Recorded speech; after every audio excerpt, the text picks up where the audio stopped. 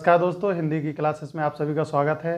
तो चलिए देखते हैं, आज हम अपना फिर से काव्यखंड काव्यखंड का हमारा पार्ट 2 चल रहा है। तो इसके कुछ क्वेश्चन हमने पहले कर चुके हैं। तो चलिए आज हमारा चौथा क्वेश्चन है।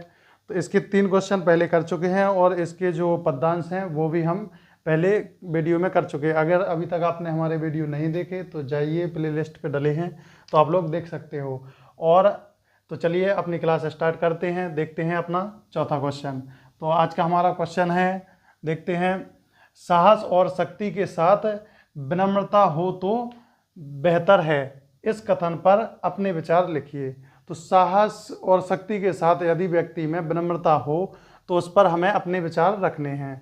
तो उसका आंसर लिखेंगे हम लोग कि, तो आंसर में लिखते हैं, साहस और शक्ति के साथ यदि विनम्रता हो तो और भी बेहतर होगा। क्या होगा? और भी अच्छा होगा।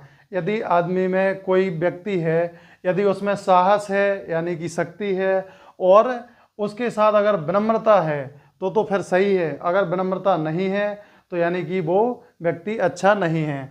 तो अच्छा बनने के लिए साहस और शक्ति के साथ विनम्रता होना आवश्यक है। जैसे राम वीर थे लेकिन परशुराम के कठोर वचनों को सुनकर भी वह मृदु वाणी ही बोलते थे। तो मृदु वाणी में ही उत्तर देते थे, यानी कि अपनी सरल भाषा में ही उत्तर देते थे।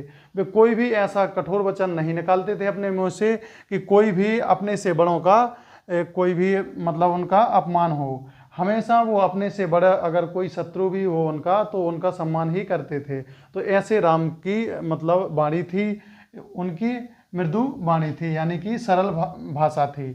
तो एक बार फिर दोहरा देते हैं, आंसर देखते हैं। साहस और शक्ति के साथ यदि विनम्रता हो तो और भी बेहतर होता है। जैसे राम वीर थे लेकिन परशुराम के कठोर वचनों को सुनकर भी वह मृदु वाणी ही बोलते थे। तो दोस्तों इस प्रकार से हमारा आंसर है। चलिए अपना अगला आंसर लिख लेते हैं, तो देखते हैं। तो चलिए दोस्तों, हमने अपना 5वां क्वेश्चन लिख लिया है। तो देखते हैं 5वां क्वेश्चन क्या कहता है हमसे, तो ध्यान दें इसे। तो देखते हैं, लक्ष्मण और परशुराम के संवाद का जो अंश आपको सबसे अच्छा लगे उसे अपने शब्दों में संवाद शैली में लिखिए। तो जो लक्ष्मण और परशुराम जी का संवाद था उस संवाद शैली में हमें अपने शब्दों में लिखना है कि इस पाठ से हमने इस संवाद से क्या समझा है। तो चलिए देखते हैं, हम अपना आंसर लिखते हैं। तो हमारा आंसर है, लक्ष्मण और परशुराम के संवाद का जो अंश हमें सबसे अच्छा लगा वह निम्नानुसार है। तो जो इनका संवाद था वह उसमें हमें जो सबसे अच्छी बात लगी उसको हम लिखते हैं। तो लिखते हैं, जब लक्ष्मण परशुराम जी से कहते हैं कि, क्या कहते हैं कि आपने व्यर्थ ही धनुष बाण और फरसा अपने हाथों में लिया है। लक्ष्मण जी जब परशुराम जी उनसे संवाद करते और धनुष बाण लिए रहते और हाथ में फरसा लिए रहते और बार बार जब वो फरसा दिखाते लक्ष्मण जी को, तब वो व्यंग रूप में उन्हें जवाब देते। कहते हैं कि जब लक्ष्मण परशुराम जी से कहते हैं, क्या कहते हैं कि आपने व्यर्थ ही धनुष बाण और फरसा अपने हाथों में लिया है। क्या किया है? उन्होंने कहा है कि आपने व्यर्थ ही ये सब ले रखा है, आपकी तो वाणी ही वज्र की भांति कठोर है। तो उन्होंने कहा कि आपकी मात्र वाणी ही वज्र की भांति कठोर है, आपको इन हथियारों की क्या आवश्यकता है। तो लिखते हैं, आप तो उसी से ही किसी को मार सकते हैं। उन्होंने कहा है कि आप तो सिर्फ अपनी वाणी मात्र से ही किसी को मारने की क्षमता रखते या मार सकते हैं, आपकी वाणी ही इतनी कठोर है तो आपको हथियारों की क्या आवश्यकता है। तो यह कहते हैं लक्ष्मण जी किससे? परशुराम जी से। तो इन सभी के धारण करने का क्या अर्थ है और आपको इसकी आवश्यकता नहीं है।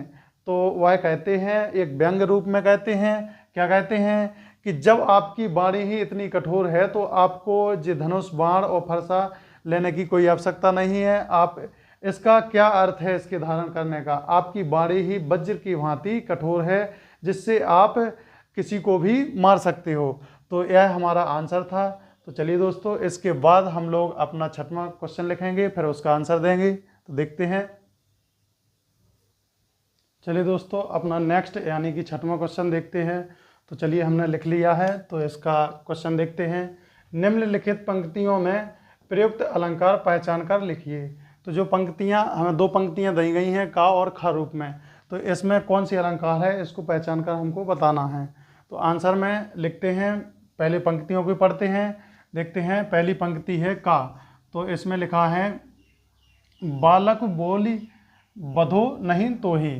तो इसमें कौन सा अलंकार है हमको यह बताना है। तो लिखते हैं, इस पंक्ति में ब वर्ण की एक से अधिक बार आवृत्ति है, इसलिए इसमें क्या है, अनुप्रास अलंकार है।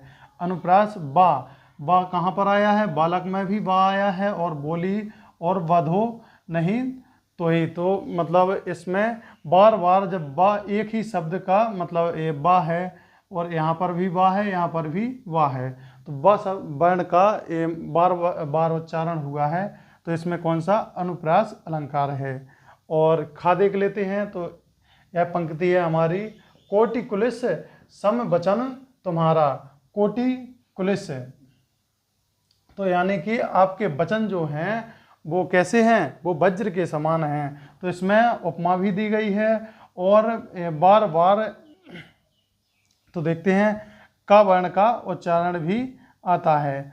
तो इसमें क्या आता है, कोटि कुलिस, तो यानी कि एक से अधिक बार का वर्ण का उच्चारण आता, तो इसमें भी अनुप्रास अलंकार है। लेकिन इसमें कोटि कुलिस यानी कि मतलब कोटि कुलिस सम वचन तुम्हारे, तो मतलब कोटि कुलिस जैसे ये वचन हैं आपके। तो इसमें एक प्रकार से उपमा दी गई उनके वचनों की, परशुराम जी के वचनों की उपमा करी गई।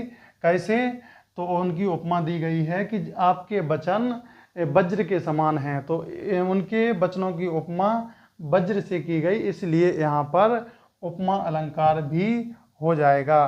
तो क्योंकि वचनों की तुलना वज्र से की गई है, तो यहाँ पर उपमा अलंकार भी होता है। तो दोस्तों, इस प्रकार से अपना इन पंक्तियों का आंसर था। तो इसी के साथ हम आज का पाठ अपना यहीं पर समाप्त करते हैं। तो दोस्तों, आज का वीडियो अपना यहीं पर समाप्त करते हैं, हमारा पाठ भी यहीं पर समाप्त करते हैं। कल नेक्स्ट वीडियो में हम इसके आगे अपना पार्ट 2 देखेंगे। तो दोस्तों, जब तक के लिए आपका बहुत बहुत धन्यवाद। जय हिंद दोस्तों।